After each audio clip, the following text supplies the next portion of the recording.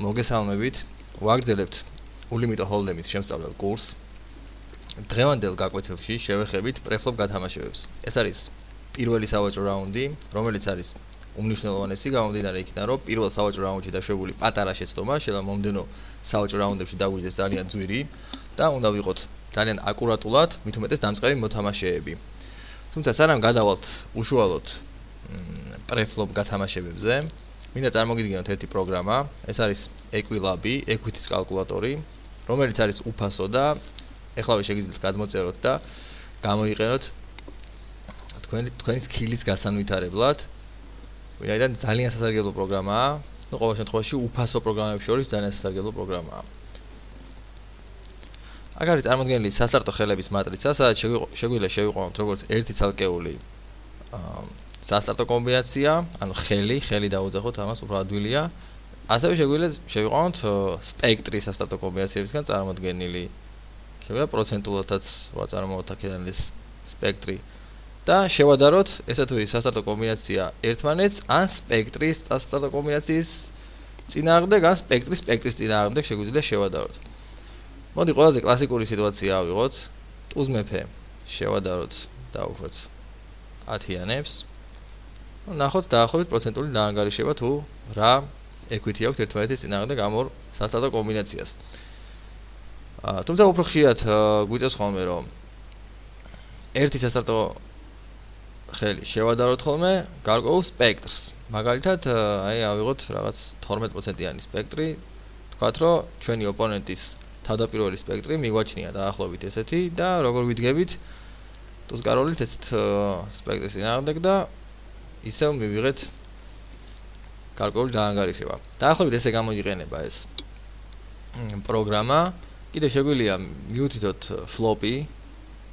და უბრალოდ რამე ფლოპი მივუთით ნებისმიერი და უკვე მე ესეთ ფლოპზე როგორ დგავართ ასეთი სპექტრის წინააღმდეგ უკვე ეგ შეგვიძლია ვნახოთ. შეგვიძლია გადავინაცვლოთ და უკვე პოსტფლოპ გათამაშებებში დარიგება გავარჩიოთ, მაგრამ ესეთ საკითხებს დღეს არ შევეხებით. დღეს უბრალოდ ზედაპირულად პროგრამის ფუნქციონალს გავეცანით და დღეს ვისაუბრებთ ოფერეიზის სპექტრებზე, თუ რომელი პოზიციიდან რომელი სპექტრი არის რეკომენდებული რომ დავარეიზოთ, ასევე isolating-ზე ვილაპარაკებთ და თუ დაგვრჩება კიდე cold call-ის საკითხსაც შევეხებით. მოდი დავიწყოთ ოფერეიზზე საუბარი. ჯერ ამოვიღოთ სიტუაცია და დაახლოებით შევხედოთ რა იგულისხმება ამ სიტყვების ქვეშ. ეს არის გამხსნელი რეიზი, როცა ჩვენამდე არ ყოფილა არანაირი ექშენი, ყველამ დაყარა და ჩვენ ვაკეთებთ რეიზს. Sizing-საც შეეხება, ძირითადად არის ხოლმე 3 დიდი ბლაინდი. თუმცა ზოგიერთი მოთამაშე ცოტა არასტანდარტულ sizing-საც ხმარობს, მაგრამ მე რეკომენდაციას 3 დიდ ბლაინდს გავუწევდი და ყველა პოზიციაზე შეიძლება ბატონზე 2.5 დიდი ბლაინდის დარეიზება. კარგით, ესე გამოიყურება ეს ქმედება, რომელზეც ახლა ვისაუბრებთ და ახლა შევხედოთ როგორ გამოიყურება სპექტრები თუ რომელი პოზიციიდან როგორი სპექტრია რეკომენდებული. აქ შევალმე პოკერ სტრატეჯის შემოთავაზებულ სპექტრებში და რახან დამწყებ მოთამაშეებს და ვუწევ რეკომენდაციას შევარჩევ tight spectrs. აქ არის წარმოდგენილი ძალიან tight სპექტრი, შეიძლება თანამედროვე პოკერისთვის, თუმცა დამწყებ მოთამაშეებს საწყის ლიმიტებზე ეს გამოადგებათ ჩემი აზრით, თუმცა მოდი ერთი ფერის კანონდა მივამატოთ და მინდა ახლა ერთ რაღაცას გავუსვა ხაზი, რომ ეს სპექტრები არ არის სტატიკური, ესენი ექვემდებარება კორექტირებას და ახლა ვისაუბროთ იმ ფაქტორებზე, თუ რის მიხედვით უნდა დავაკორექტიროთ ხოლმე, რის მიხედვით უნდა გავაფართოვოთ ეს სპექტრები და რის მიხედვით უნდა შევავიწროოთ. კარგი. დავუხეთ პირობითად, როცა ოპონენტზე არანაირი ინფორმაცია არ გვაქვს, პირველ პოზიციაზე, ადრეულ პოზიციაზე გვაქვს ესეთი სპექტრი შერჩეული დასარეიზებლად, მაგრამ თუ სიტუაცია არის ისეთი, რომ ბლაინდებზე ჩვენთვის ხელსაყრელი ოპონენტების ხედან, ანუ სუსტი ოპონენტები და ჩვენთან პოზიციაში შედან მაგალითად tight ოპონენტები, რომლებიც ხშირ შემთხვევაში კარტს გადაყრიან ხოლმე, ასეთ შემთხვევაში შეგვიძლია მივამატოთ ამ სპექტრს კიდე სხვა ძლიერი სასტარტო კომბინაციები და უფრო ფართო დიაპაზონით დავარეიზოთ. ალბათ აქედან გამომდინარე ცხადია რომ რაც უფრო უახლოვდებით ბლაინდებს, მით უფრო ლიბერალურად შეგვიძლია რომ დავარეიზოთ უფრო ფართო დიაპაზონი და სწორედ ამაზე ვისაუბრებთ ახლა. გადავიდეთ შემდეგ პოზიციაზე, ეს არის MP და აქ მიემატა როგორც ვთქვით უკვე რაღაცები, მაგრამ კიდე მივამატოთ ცოტა სასტარტო კომბინაციები, მაგალითად ესე. შემდეგ cut-off-ია. cut-off-ზე შეგვიძლია რაღაცეები დავამატოთ აქ, რაღაცეები ამოვაკლოთ კიდეც, ეს რაღაც სხვადასხვა ფერის თუ კაროლი და კაროლცხრიანი. შემდეგ არის ბათონი. ბათონზეც შეგვიძლია რაღაცეები ამოვაკლოთ, რაღაცეები მივამატოთ. და small blind-ზე გავიმეოროთ იგივე სპექტრი, რაც არის შემოთავაზებული ბათონზე. კარგით, ну, პრინციპში ეს არის ზედაპირული preflop ჩარტები, ასე ვთქვათ. ამ preflop ჩარტებით ხელმძღვანელობა, რა თქმა უნდა, დიდხანს არ გაგრძელდება, როცა კარგად გამოვერკვევით post-flop გათამაშებებში. თავს ვიგრძნობთ თავდაჯერებულად, მერე უკვე ყველა სიტუაციას ინდივიდუალურად შევაფასებთ და ანუ ასე ვთქვათ, გავაფართოვებთ ამ ჩარტებს. ზოგადად ბატონზე სტანდარტად რაღაც 45%-ის რეიზი ითვლება. აქ არის შემოთავაზებული 35. ნუ ეხლა ყველა ტულზი, ყველა სხვადასხვა ფერის კაროლი ზოგადად ითვლება, რომ ბატონიდან უნდა დავარეიზოთ. მაგრამ დასაწყისისთვის რაც უფრო აკურატულად ვითამაშეთ, მით უფრო ჩვენც უფრო უკეთესი იქნება. პოსტლო გათამაშებებში უფრო ნაკლებ შარში გავახვევით, მარტივად რო ვთქვათ და აუტკივარ თავს ნაკლებად ავიტკივებთ. კარგით. კიდევ იმას მინდა გავუსვა ხაზი, რომ იმის ამ სპექტრის გარდა, რაც აქ არის open raise-ის სპექტრად წარმოდგენილი, დანარჩენი ხელები უბრალოდ უნდა დავყაროთ. ანუ limpi, ანუ დიდი ბლაინდის გათანაბრება, call-ი, ჩვენს არსენალში ესეთი ქმედება არ იქნება. უბრალოდ open limpi არ იქნება. over limp-ზე შეიძლება დავუშვათ ხოლმე გამონაკლისები.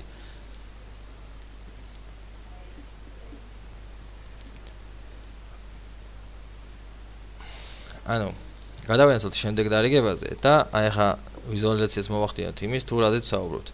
აი ეს ქმედება არის limpi, როცა დიდ ბლაინდს ათანაბრებს ოპონენტი, ამას ჩვენ არ გავაკეთებთ ხოლმე. ეს არის open limpi, ეგრეთ წოდებული, მაგრამ აი ახლა ჩვენს რო გავლიმპოთ დავუშვათ ეს იქნება over limpi და ესეთ ქმედებას ისე იშვიათად გავაკეთებთ ხოლმე. თუმცა ახლა ჯერჯერობით უნდა განვიხილოთ isolating-ი და isolating-ი არის აი ზოთეს, სადაც თქვენ ხედავთ, რომ ჩვენ 4 დიდი ბლაინდით შევუტიეთ limperს. open raise-ი თუ იყოს 3 დიდი ბლაინდი, ამ შემთხვევაში ჩვენ ერთ limperზე ერთ blinds მივუმატებთ ხოლმე და თუ პოზიციოთ ვიქნებით, კიდე ერთ blinds უპოზიციოდ მივუმატებთ. ანუ ბლაინდებიდან 5 დიდი ბლაინდი დავარეიზებდით ამ ვალეტებს, ამით თქვა მინდა. ეხლა ვილაპარაკოთ დაახლოებით isolate-ის range-ები რა უნდა გქონდეს, ანუ როგორ უნდა დავაკორექტიროთ ჩვენი სპექტრი isolate-თან დაკავშირებით. როცა ჩვენამდე ყველა დაეცა დავუშვათ ვარეიზებდით აი ესეთი სპექტრის ბათონიდან, დავუშვათ, ну არა, ჩვენ თუ დავუშვათ IT სპექტრი ქონდა რა თქმა უნდა წეღან, მაგრამ მე ჩავაკორექტირებ. ხო, ვარეიზებდით დავუშვათ ესეთი სპექტრით და როცა ჩვენამდე იყო limper-ი, რა თქმა უნდა ეხლა სხვადასხვა ფერის 5-იან 4-იანით და ესეთი ჰენდები დარეიზებას, ну აზრი არ აქვს, უნდა ვიქონიოთ ძლიერი დიაპაზონი, იმიტომ რომ არ მოხვდეთ დომინაციის ქვეშ. ესე იგი limp-ით ორი კატეგორიის ოპონენტები გალიმპავენ ხოლმე, ესენი იქნებიან ტაიტი პასიური ოპონენტები და ლუზი პასიური ოპონენტები. როცა ტაიტი პასიური ოპონენტია ჩვენს წინაშე, ესეთ შემთხვევაში აუცილებლად უნდა შევხედოთ ვინების ხედან ჩვენს შემდეგ ბლაინდებზე, რამდენად ხშირად დაქოლავენ, რამდენად ხშირად გააკეთებენ re-isolate-ის, ანუ raise ჩვენს წინააღმდეგ. თუ ამემართულებით ყველაფერი რიგზია მაგალითად და აგეთ ტაიტი ოპონენტების ხედან და ხშირ შემთხვევაში დაყრიან ხოლმე, ამ შემთხვევაში შეგვიძლია უკვე თითქმის მთლიანი open raise სპექტრი დავარეიზოთ ხოლმე ტაიტი პასიური ოპონენტების წინააღმდეგ, ვინაიდან ისინი ხშირ შემთხვევაში ან დაყრიან ხოლმე, ან დაქოლავენ და flops რო ვერ მოედებიან, მერე დაყრიან ხოლმე. ესეთ მოთამაშეებს fit or fold მოთამაშეებს ეძახიან, ანუ მოდებაზე ქოლავენ და მერე flopsზე ყრიან ხოლმე. flops ესე პირობითად ვთქვათ, ყოველ მესამე შემთხვევაში მოედებიან ხოლმე და სამი შემთხვევიდან ორჯერ გადაყრიან, რაც ჩვენთვის ძალიან მომგებიანია. მაგრამ სრული open raise სპექტრის დარეიზებას მაინც არ გავუწევდი რეკომენდაციას. აი მაგალითად cut-off-ზე თუ არის ესე წარმოდგენილი, შეგვიძლია რაღაცა პატარა წვილები ამოვაკლოთ, აი ესეთი რაღაცა დომინაციის ქვეშ რო ადვილად ხდებიან ესეთი ჰენდები ამოვაგდოთ და ესეც იყოს. და აი ესეთი სპექტრი დავარეიზოთ. რაღაც 70% შეიძლება ითქვას ჩვენი open raise-ის სპექტრის. შემდეგი მოთამაშეთა ტიპი, რომელიც გალიმპოს ხოლმე, როგორც ვთქვით, არიან ლუზი პასიური მოთამაშეები, ლუზი პასიური მოთამაშეების წინააღმდეგ შედარებით უფრო ძლიერი ხელები უნდა დავარეიზოთ, აი პატარა წვილები არ ივარგებს ესეთ ოპონენტების წინააღმდეგ. სხვადასხვა ფერის კონექტორებზე საერთოდ საუბარი არ არის. ტუზიქსებით სასურველია რომ ტუზათიდან ზევით დავარეიზოთ და ხო ანუ მე მგონი ხო ერთი ფერის ტუს რა ალბათ მაინც შეიძლება და ერთი სიტყვით უნდა ვიყო ძლიერები იქიდან გამომდინარე რომ ესეთი ოპონენტები პრეფლობზეც დაქოლავენ ხოლმე პოსტლობზეც არ დაყრიან ხოლმე მათ უყვართ რომ შოუდაუნამდე ითამაშონ დარიგება შეაგროვონ კომბინაციები და შოუდაუნზე შეადარონ ერთმანეთს ასევე ძალიან უყვართ მომოდინე ხელებით გათამაშება და ერთი სიტყვით ანუ calling station-ს ეძახიან ესეთ მოთამაშეებს ანუ რომლებიც არაფერს არ ყრიან და სულ იხდიან ლუზი პასიური მოთამაშეები ასეთი მოთამაშეების წინააღმდეგ ჩვენი მიზანია დავიჭიროთ ძლიერი ხელი და გავაკეთოთ ესეთი value bet-ები ძლიერი დიდი ზომის value bet-ები და გადავახტევინოთ ასეთ მოთამაშეებს როცა პატარა წყვილები გვეყოლება და გადაბმული ერთი ფერის კონექტორები ბათონზე და small blind-ზე ესეთი ოპონენტების წინააღმდეგ შეგვიძლია გავაკეთოთ ხოლმე overlimp-ი ანუ არ გადავყავართ ეს კარტი ჩვენს შევცუროთ პოტში იაფად ვნახოთ ფლოპი თუ ფლოპი რამე საინტერესო იქნება მერე ფლოპიდან უკვე გავაგრძელოთ თამაში აქედან გამომდინარე კარგი კიდე თქვა აღნიშნეთ აუცილებლად ის რომ როცა რამდენიმე ლიმპერი იქნება ხოლმე საწყის ლიმიტებზე ხდება ხოლმე ასე რომ რამდენიმე ადამიანი გალიმპოს ხოლმე ჩვენამდე ასეთ შემთხვევაში უფრო მოგებიანი ხდება overlimp-ის გაკეთება პატარა წყვილებით ერთი ლიმპერის წინააღმდეგ იმდენად მოგებიანი არ არის ხოლო რაც შეეხება isolating-ს რამდენიმე ლიმპერის წინააღმდეგ კიდევ უფრო ძლიერები უნდა ვიყოთ ვიდრე წეგან აღნიშნეთ და ასევე უპოზიციოთ ანუ ბლაინდებიდან როცა იზოლაციას ვახერხებ ბლაინდებიდან სასურველია რომ ვიყოთ უფრო ძლიერები ვიდრე პოზიციიდან რა თქმა უნდა. კარგი, შემდეგი სიტუაცია რომელიც ხშირად შეხვდება ხოლმე პრეფლოპ გათამაშებებში ეს არის cold calling. Cold call-ში იგულისხმება როცა ჩვენამდე ჩვენი რომელიმე ოპონენტი გააკეთებს raise თან აი შევხედოთ. გააკეთა raise-ი ჩვენმა ოპონენტმა და ჩვენ აქ დავკოლობთ. ეხა ეს დარიგება სპეციალურად წარმოადგენდა, სადაც set mining-ისთვის call-out, ანუ set-ის დაჭერაა ჩვენი მიზანი და ეხა ვისაუბრებთ ამ თემაზე. როცა ვცდილობთ set-ის დაჭერას, ერთ-ერთი აუცილებელი კრიტერიუმია, რომ ეფექტური სტეკი აკმაყოფილებდეს კრიტიკულ ზომას. ანუ 20 ჯერ მაინც აღემატებოდეს ჩვენს გადასახადს. ამ შემთხვევაში თუ გადასახდელი მქონდა 30 ცენტი, მინიმუმ $6 მაინც უნდა ყოფილიყო ეფექტური სტეკი. ეფექტურ სტეკში იგულისხმება სტეკი, რომელზეც მოგვიწევს თამაში, ანუ რომელიც არის უფრო დაბალი ჩვენ სტეკებს შორის. ზოგადად ეს სტრატეგია განიხილება 100 დიდი ბლაინდის სიღრმეში. როცა დავხედოთ ჩვენს ოპონენტებს, ექნებათ ხოლმე უფრო დაბალი სტეკები, 60 დიდ ბლაინდზე დაბალი სტეკები. ასეთი ოპონენტების წინააღმდეგ კიდევ უფრო ძლიერი დიაპაზონები და კიდევ უფრო ძლიერი სპექტრებით მოგვიწევს ხოლმე თამაში. გამომდინარე იქიდან, რომ მზად უნდა ვიყოთ, რომ სტეკზე ვეთამაშოთ ხოლმე და ანუ ჩვენი ხელი ხშირად მოგვიწევს ხოლმე, რომ გავიყვანოთ showdown-ზე, სადაც ხელის სიძლიერეს აქვს გადამწყვეტი მნიშვნელობა. და ასეთ შემთხვევაში ძალიან იმატებს ისეთი ჰენდების ღირებულება, როგორც არის, მაღალი კარტები, მაღალი წყვილები და ასე შემდეგ. თუმცა აქ ყველანაირად აკმაყოფილებს ჩვენი ოპონენტი ამ კრიტერიუმს, 20 ჯერაც აღემატება და უფრო მეტჯერაც თან ჩვენს უკან შედან ოპონენტები, რომლებზეც ამ კონკრეტულ სიტუაციაში მაქვს ინფორმაცია, რომ არ არიან იმდენად აგრესიულები, რომ ხშირად გააკეთონ ხოლმე squeeze და პირიქით შეიძლება იმათაც შემოწურონ call-ით, რაც ძალიან მოგებიანი იქნება ხოლმე ჩვენთვის. როცა ესეთ სიტუაციაში ჩვენს უკან ბლაინდებზე იჯდება მაგალითად რეკრეაციული მოთამაშე და მით უმეტეს ტაიტი, კი და მით უმეტეს ლუზი პასიური ტენდენციების, ესეთ შემთხვევაში არის ხოლმე ძალიან მოგებიანი, როცა რო ვითამაშოთ set value-ზე.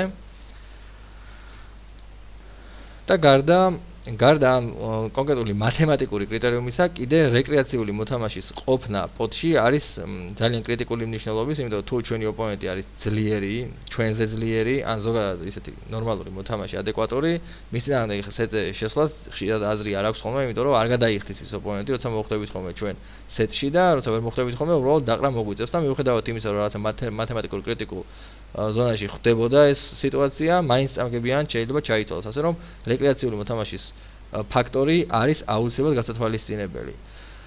კიდევ რეკრეაციულ მოთამაშეს და დამწყებ მოთამაშეებს ძალიან უყვართ ერთი ფერის კონექტორები. და ერთი ფერის კონექტორები ხშირად შეყავთ ხოლმე ესე cold call-ით.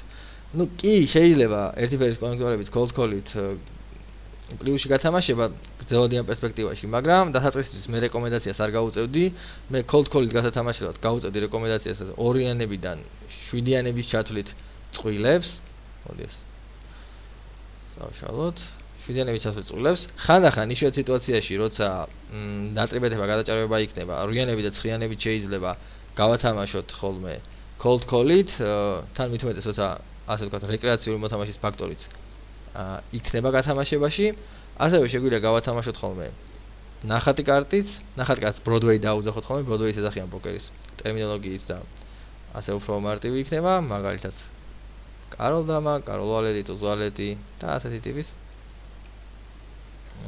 მაღალი გადამული კონექტორები და ასეთი ტიპის ხელები, როცა ოპონენტზე რაღაც ინფორმაცია გვაქვს და ხვდებით რომ ასეთი ტიპის ხელები თუ დავატრიბეთებთ ჩვენზე უარესი სპექტრი არ გააგრძელებს ოპონენტი, თუმცა რა თქმა უნდა ოფენერიზის სპექტრის წინააღმდეგ ასეთი ხელით კარგად ვგავართ, შეგვიძლია ხოლმე უბრალოდ დავქოლოთ მით უმეტეს პოზიციაში და ვითამაშოთ პოსტულ გათამაშებები. რაც შეეხება ბლაინდებზე cold call-ებს, ბლაინდებზე, small blind-ზე cold calls, ჩემი რეკომენდაცია იქნება ხოლმე რომ მარტო განსაკუთრებულად კარგ სიტუაციებში გავაკეთოთ set mining-ი და ზოგადად small blind-ზე პოზიცია არც ერთი სხვა პოზიციის წინააღმდეგ არ გვაქვს და თუ ინიციატივაც არ გვექნება, ძალიან გაგვიჭირდება გრძელვადიან პერსპექტივაში პლუსში თამაში და აქედან გამომდინარე ძალიან ფრთხილად ვიყოთ small blind-ზე.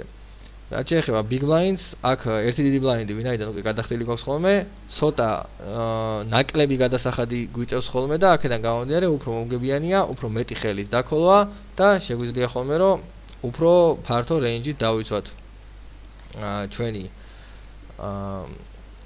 ბლაინდი, აქ შეიძლება იყოს უკვე გადამული კონექტორებიც და ასე შემდეგ. თუმცა აქედან რა თქმა უნდა ტრიბეთის რეინჯის მოიმატებს ჩვენი ამ საკითხებს მომდევნო ვიდეოში შევეხებით, ტრიბეთებს, სკვიზებს და ასეთ საკითხებს და ბლაინდის დაცვასაც. მე მგონი კრიტიკული მნიშვნელობის საკითხები პროფილ გათამაშებებში უკვე ვთქვით, დარჩა ტრიბეთზე სასაუბრო, რასაც შემდეგ ვიდეოში ვისაუბრებთ. ცოტა უფრო ვრცელი თემაა ტრიბეთი და ბლაინდებზე თამაშიც ვილაპარაკებთ შემდეგ ვიდეოში. კარგი, ძალიან დიდი ვიდეო რო არ გამოვიდეს, ისედაც ძალიან ბევრი ინფორმაცია ჩავდიეთ ამ ვიდეოში, დავასრულოთ, კარგად გრძანდებოდეთ.